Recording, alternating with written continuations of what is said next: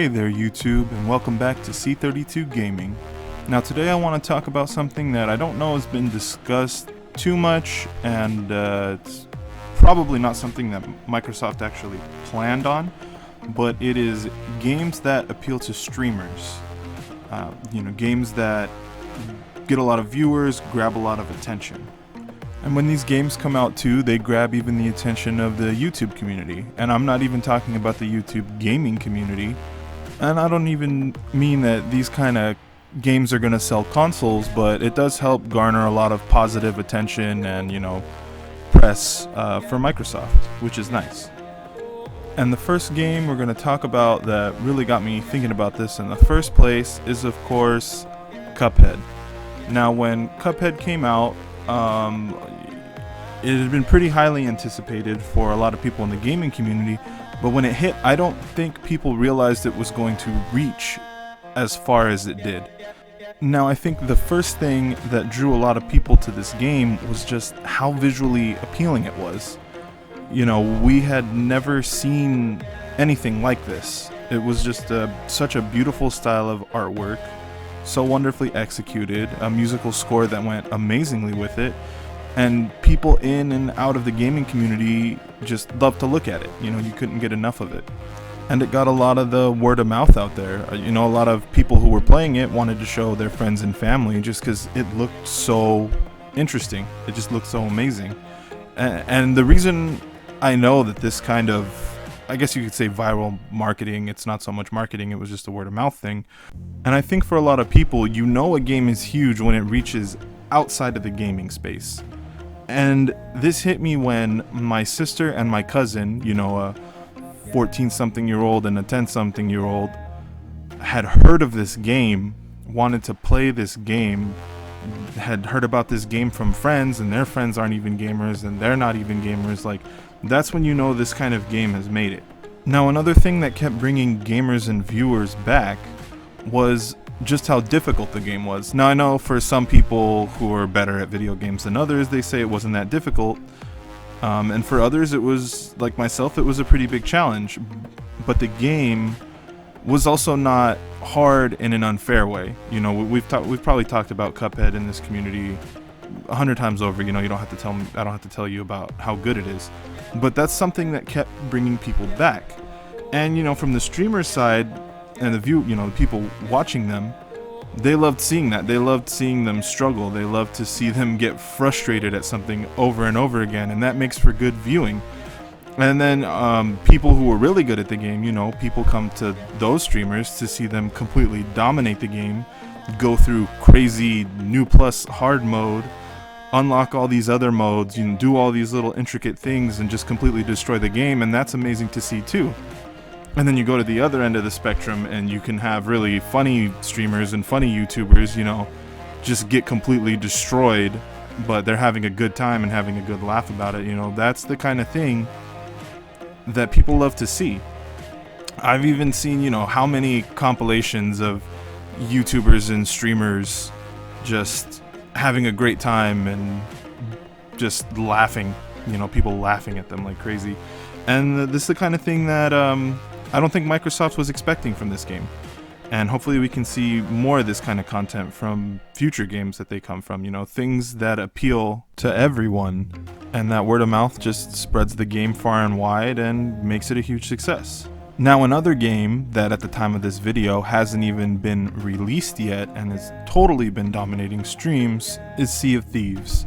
Now, when this beta first launched, there was a lot of advertising around it. A lot of people knew about it, and I don't think anyone expected it to get as big as it did. It was just a beta. It doesn't even have the full content in the game yet. In fact, quite a lack of it. And people ate it up. People went crazy for it. We saw it shoot to the top of Twitch and Mixer, and it stayed at the top, that top 3, knocking out games like League of Legends, PUBG, Overwatch, Fortnite, all these top games that we see day in, day out. It was right up there with them, and people loved it. Now again, in terms of visuals, it's a pretty visually appealing game. I wouldn't say anywhere on the level of Cuphead, it doesn't have that kind of uniqueness, minus, and I'm sure everyone's sick of hearing about this, the water is gorgeous. I've never seen anything like it in a video game. But visually, nothing to be too crazy impressed by. Definitely not the worst game to look at. But it's fun. It's got that nice, fun, cartoony feel to it. But more importantly, what drew people to this game is the emergent gameplay that comes out of it. Streamers love that. They can do all kinds of crazy stuff with it. Just have a good time, play for hours, bring tons of viewers in, play the character that they want to play, and just be hilarious. So many hilarious things can happen in that game. So many amazing things, tons of ship fights just happening out of nowhere. I remember hearing a story about this guy is with his crew, minding his own business. He dies to some skeletons, and I don't know if everyone out there knows how the death system works, at least in the beta it did. People who die and are in that vicinity, you run into all of them on this ship of the damned. And when he died, there was like 20 people on the ship of the damned, and he immediately left party chat, talking all these people up like, what the heck is going on? Why are there so many people here? And everyone in there was like, dude, there are like 10 ships just going at it. Everyone's killing each other. It's a slaughter fest. And I remember hearing that, and I'm just like, what the heck is going on? Like, that's nuts. And this guy he just wanted to respawn, like abandon the quest that they're on and just flock to this ship battle and just destroy everyone. And that's the kind of stuff I'm talking about. That's just one example of the hundreds, thousands of stories that have come out of this game in the short time that it was in beta. Like I said, the game is not even out yet. And that's just the people playing the game too. It attracted tons of viewers. We covered that, but tons of viewers. And it's another thing Microsoft just didn't realize they stumbled upon, I think, is just how big these games can get just by word of mouth, just by people hearing about how fun these games are. And I think that's something a lot of people have been missing this generation, is just having fun in games. Like, not really caring too much, not getting too serious. And that's what I love about Sea of Thieves. You have all these great, crazy stories, all these crazy things you can do, and you're just having fun. And to wrap up the little Sea of Thieves segment here, another thing I didn't really hear talked about was the second beta that happened, the scale test that they did. It wasn't really that advertised. It kind of flew under the radar. I only knew about it because I had got a message about it, and I follow a lot of like Sea of Thieves content. I looked into it when it hit, and it was back up there again, near the top of the Twitch streams, top of the Mixer streams. I didn't even realize anyone had heard about it, and it's only up there for a weekend, and there you go. People love this game. They love to watch this game. They love to stream this game. Now, these last two examples were concrete evidence we've seen of, games that streamers love, games that content creators love. This third one is just complete speculation on my part and really has more to do with the multiplayer side of it, and that's Crackdown 3. Now, I know there's a lot of love-hate for Crackdown in the Xbox community. A lot of people aren't really excited for this game, and I get why a lot of the hype has died down. It's been teased for years now. Well, we've been wondering where it was. It got pushed back a bunch of times. And just to comment on that real quick, I'm completely fine with the game getting pushed back if it needed to be polished. If the game was going to come out like it was, with a single player and a multiplayer coming out months later, it would have killed the game. It would have killed the game for me, it would have killed the game for people who were barely interested in it, and it definitely would have never brought anyone in who wasn't even thinking about it in the first place, No one wants that. Now, that all being said, the single player portion of Crackdown is not the part of the game that I think people are going to love, at least not the content creator streamer side. And I'm sure it'll be fun. I love Crackdown, I love the campaign, I'm going to love playing co-op with my friends.